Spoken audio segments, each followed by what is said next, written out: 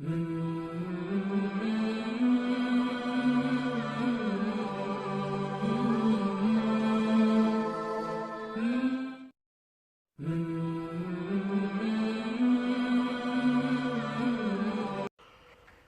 الله الرحمن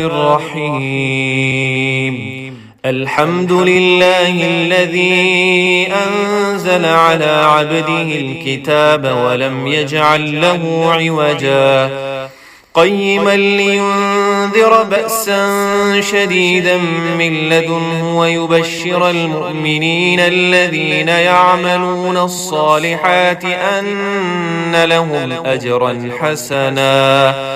ماكثين فيه أبدا وينذر الذين قالوا اتخذ الله ولدا ما لهم به من علم ولا لآبائهم كبرت كلمة تخرج من أفواههم إن يقولون إلا كذبا فلعلك باخع نفسك على آثارهم إن لم يؤمنوا بهذا الحديث أسفا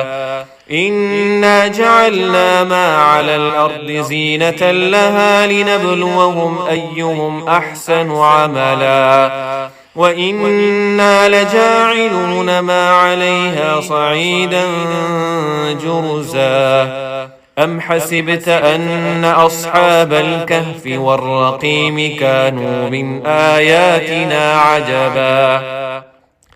إذ أوى الفتية إلى الكهف فقالوا ربنا